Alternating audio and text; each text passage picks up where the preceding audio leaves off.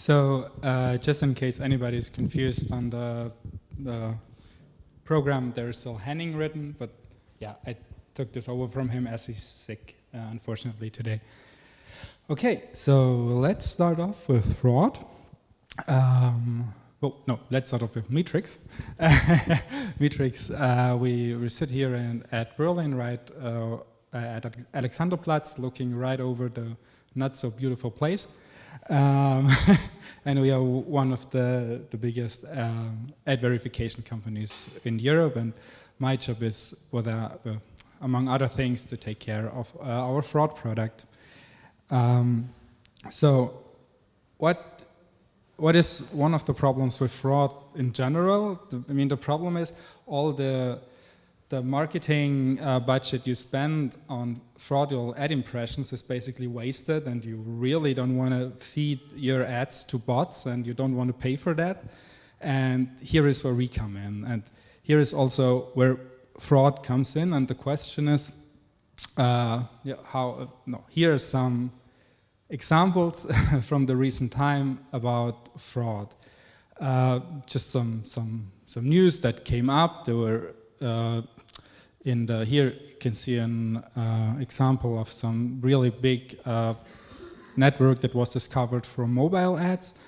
And during the end of last year, the news about MethBot broke. Maybe you're aware of that. There was a botnet which was set up in order to really purely create ad revenue by steering traffic to websites which the network behind all of this actually set up, so they directly profited from all of this, and it was only discovered in the end of last year. One of the most recent news is this little company. Maybe a friend of you has told you about Pornhub. And in this case, actually, ads were exploited in the first place to install software on the user's PC, and later on the software would create clicks on fraudulent ads. So how big is the problem, or who even cares about fraud apart from us people here and me? If you look on this little slide and this study which was run by the World Federation of Advertisers in 2016, quite a lot of people actually care about fraud. 72% of the people in this industry answered that ad fraud actually really is a problem for them. And yeah, so now we know that people actually care about fraud. And now I want to show you some examples on how fraud actually is committed, in special ad fraud. Now, actually, first I will show you where the problem actually occurs. Sorry. So here you can see this little graphic, and this distincts between direct buy and programmatic buy. And as you can see, on the first column you can see the ranges for botnet traffic, and in the second column you can see the likelihood that you actually have a problem with ad fraud. And it's in special case here with botnet traffic. And as you can see, for direct video and direct display, the probability is rather low, below the baseline of 1. But the range for direct display is pretty high, but this is easily explained by the huge distribution of ads within all of the internet. So you have display ads really everywhere, while video ads are a little bit more focused down, especially direct buy videos.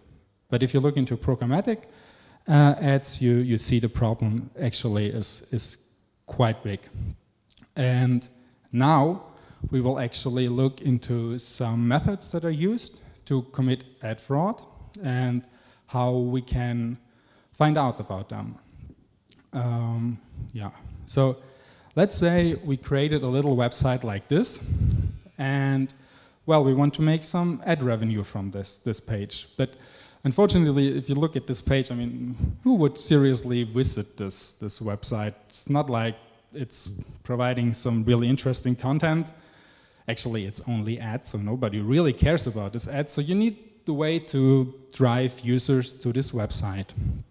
And one idea would be if you just share the ad revenue between you and the users. And this actually can be done using a little program called, we call it incentivized surf bars. And here you actually split the ad revenue between the user who visits the website and you who run the website. So every time the user opens a website, the user gets 0.0001 of a euro. So yeah, you figure you have to click quite a while to actually really make money off it. And since this is tedious and super boring, you think, let's speed the process up a bit and actually make a little bit of money that actually covers running the PC. So one option you can see here.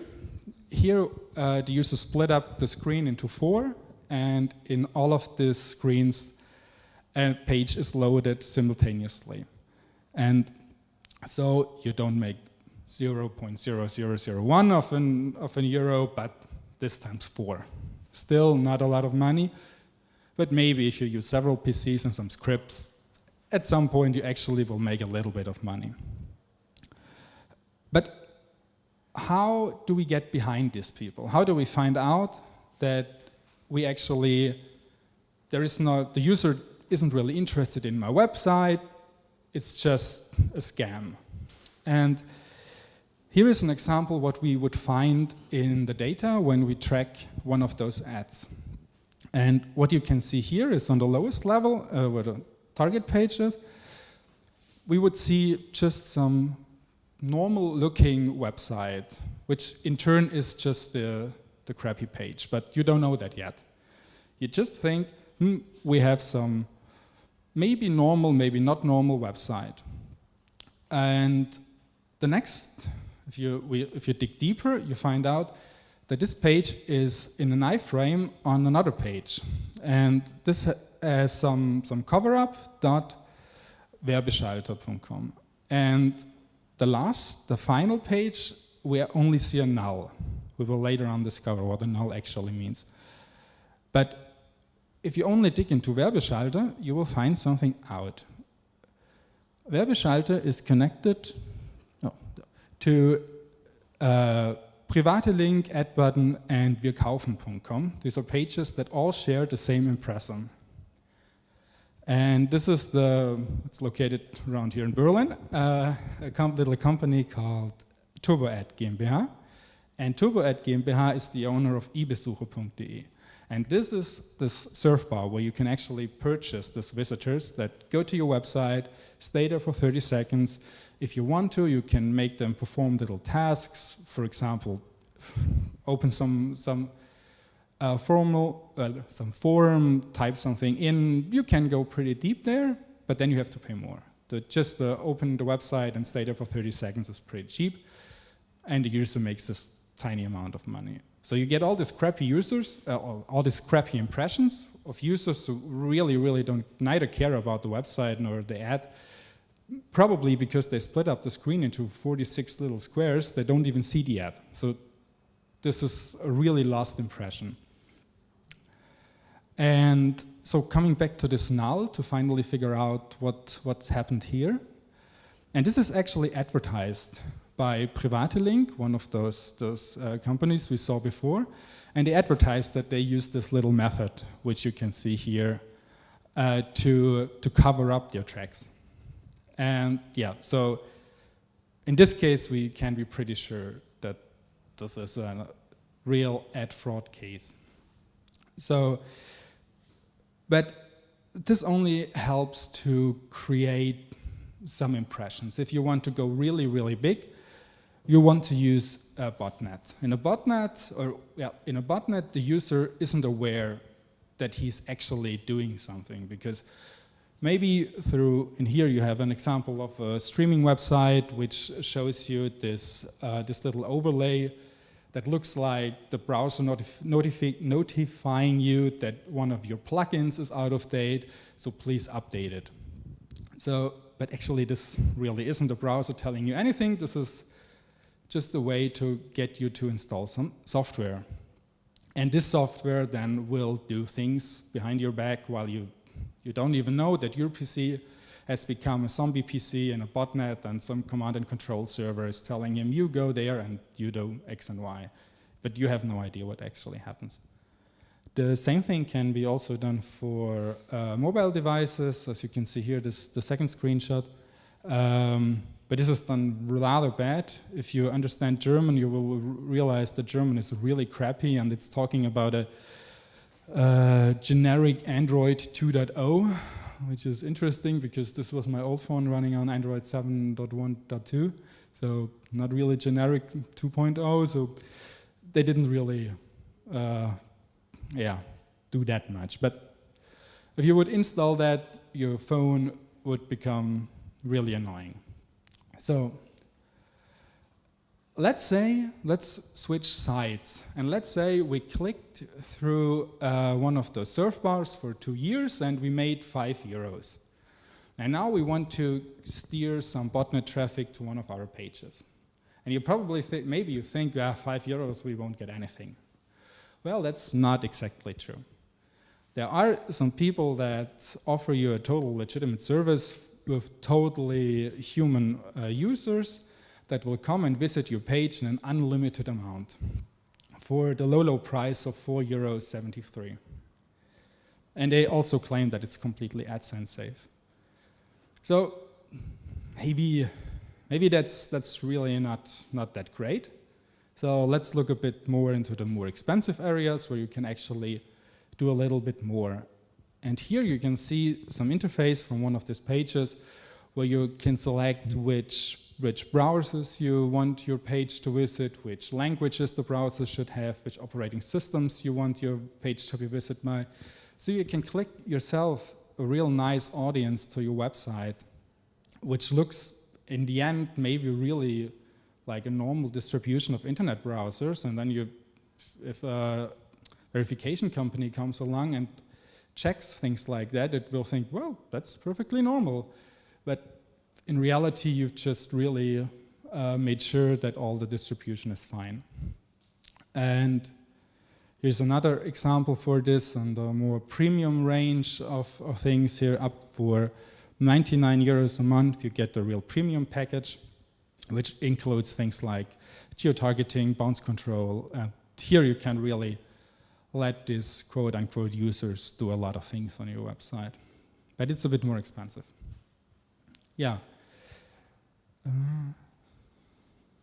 What? Oh, okay. Did 25 minutes pass? Oh. So here is a little example of one of those programs where you can just really get the traffic directly to your website. And what you can see here is that on the first column, referral links are rotated through, and the second column, browser agents, and then on the last one, proxy servers. So not all the traffic comes from one IP. But yeah, so here, that's just really a nice little example of what kind of traffic might come to your website, or if you have a little bit more criminal energy, comes to your website ordered by you. And another example of how you can detect things like that is if you have to mind the really, really tiny details. This is a case we had at some point. Here you can see this user agents, and there is the user agent follows the specific syntax, and at some point there is this RV colon, and it states at this point it states the browser version, and in the end the browser version is stated again. And here we found that there's a mismatch in this, because normally after the RV for Firefox, there should be, in this case, it should be another 42 to actually match the final two numbers. And after we dug deeper and looked some more, we found out that this is really just a machine running, getting traffic to some websites. So this is just a little example of what can be done to actually detect those things. And Another thing is really to monitor the distribution of browsers you get. So in this case, if you on the left side there's the expected browser distribution, and on the right side there is a bit of a strange thing. Not everybody in the world is using an internet browser, the Internet Explorer, to browse the internet. Even though, of course, I have to say that there is perfectly legitimate places for something like that. It's really easy to have a landing page for each browser. So in this case, if you would track this landing page designed for Internet Explorer, then you would see something like that on that page. That it should be the start of a little investigation, because something might really be very wrong here. But these all are only methods to detect fraud after the fact, and after you already ordered this traffic. You already paid your advertising probably. So then you have to renegotiate deals, and yeah, it will be a huge hassle to get your money back. But especially if you're using RTP platforms, you can actually prevent yourself from paying for ads on pages which are really crappy. And a starting point here is using just blacklists and whitelists, of course. Blacklists if you know where you really don't want to run, and whitelists if you have a really specific set of pages where you actually want to run. But well, the problem here is that that the page itself declares the domain name in the bidding process. So, and of course this can be forged. So you might think you sell your ads to a really, really nice website when actually you really don't. So here's a little example for that. At first the referrer gets forged. That's pretty easy. You can, in this case, you will think that the traffic was steered to you from booking.com. But actually, you end up on a page like this. So this is just a streaming website, and in this case, they have laundered the traffic to look like a totally different website. So in the request, you would see just this a little bit cryptic name here. And yeah, you might think, yeah, well, that's interesting, but at the end of the day, it really won't help you. So the question is, are we all doomed? Luckily, we are not. And one example to get around things like that is the ads.txt initiative brought up by the IAB. And in this case, the page actually uses ads.txt, places a file called ads.txt on the root of the website, and this defines which exchanges actually can sell traffic from this website. And so if you have a page which forges your domain name and tries to sell it through another exchange, then you will know that this is not a legitimate request, and you will just not bid on it. This is really a good way to get around the problem that you might sell ads to a page where you really, really don't want to run. Then, because apart from the problem which you have when you just basically waste impressions, you also can run into a lot of brand safety issues, and mainly brand safety issues. Because in the end of the day, maybe you run on Pornhub and you really don't want to want to run your ads on Pornhub. Maybe you want, but then you can just buy the traffic. Yeah, and here's how this would look at Meetrics on our dashboard. Here you can see both the brand safety and the suspicious traffic overview, and we distinguish fraudulent traffic into 5 categories. It's suspicious page, botnet traffic, suspicious behavior, suspicious malware, and the last one is the incentivized surf bar. And we use some of the checks I've told you about, and a lot more, which I can't tell you about. Yeah.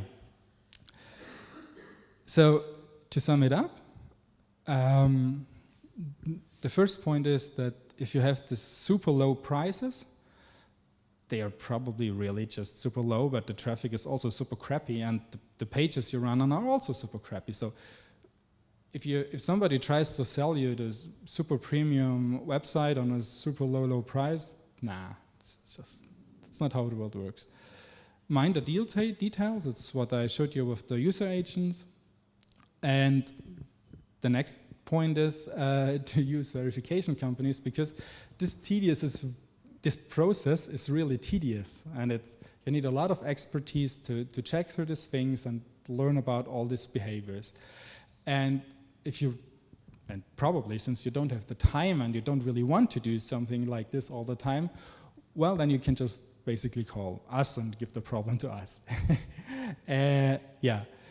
And the next part is to use blacklists to find out about all the places you don't want to put your ads on. And the problem there is, of course, since the fraudsters will always create new pages, it's not that complicated, and they will find new methods of getting around detection methods.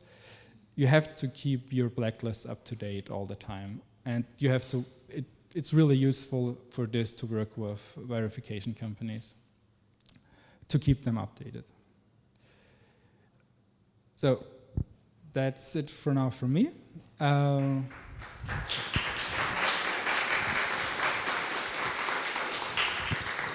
And there is two things I forgot. The first is actually three things. The first things are two persons, which are in front of here. So if you have more salesy questions about Meetrics and ad fraud, you can ask these two persons right in front of here. And the second rather important part is, I forgot, don't just hire any verification company, but hire a verification company which is certified by MRC, the Media Rating Council. And well, luckily, Meetrics just got verified by MRC. So yeah, that's it for me. If you don't have questions.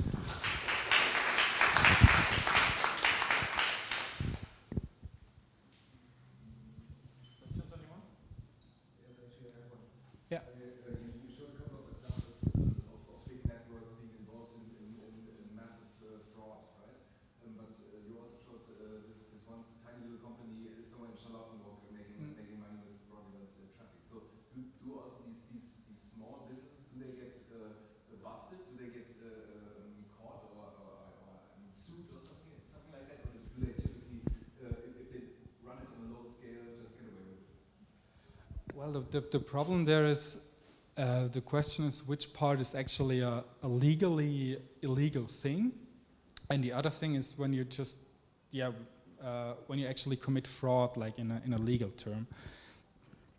And from my understanding, they just get away with it. I mean, but the problem, of course, is always actually find the people, because the mathbot, the persons behind mathbot, they aren't caught. Nobody probably right now really knows who they are, because attribution is a huge problem, of course, in the internet, because at the end of the day, you run into some proxy server somewhere in a back room of an office somewhere in whatever country.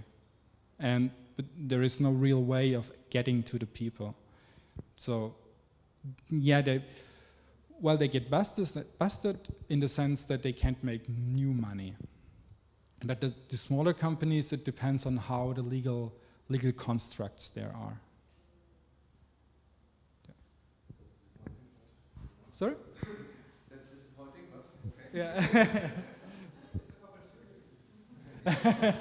Totally not true. Yeah. I have a question. It's not connected to Meetrics fraud, but to SCALE17. We have in the market lots of companies who are mediators between exchanges, these advertisers, like DAO exchanges. And does SCALE17 means that these companies are going to die? Because, for example, some publisher uses Rubicon, and Rubicon sells this traffic to the other exchange, and this exchange goes to the advertiser. No. Does it mean that these companies are not certified to the social? No, it's up to the publisher to decide who can actually sell the impressions. And it's not only, you can't, it's really possible to name more than one exchange. You can name all the middleman. So this way, in this ads.txt, these companies, if they're legit and if it's allowed from the publisher, they can still exist. They just have to be put into these files. Okay, but it means that the exchange has to name its advertiser than another exchange as advertiser who's allowed. No, not the exchange, just the publisher. Because as soon as it's in the ads.txt, the DSP will know. So no matter how often it gets pulled through the chain, if the last request comes from a, no, not if the last request, if the requests come from a legal, or from a, not legal, but from a name which is allowed in the file, then it's fine. Do you have a service that I can use when I run a DSP? Like, can you do something that you can integrate to real-time verification? Well, we would be happy to work on that. The problem there is a bit the speed you have to deliver. For now, we would prefer to use blacklists because they're just more easy to maintain, to be maintained. And the problem is to really catch the very first fraudulent impression. So right now we don't have a product for that. And the blacklist I can get obtained directly.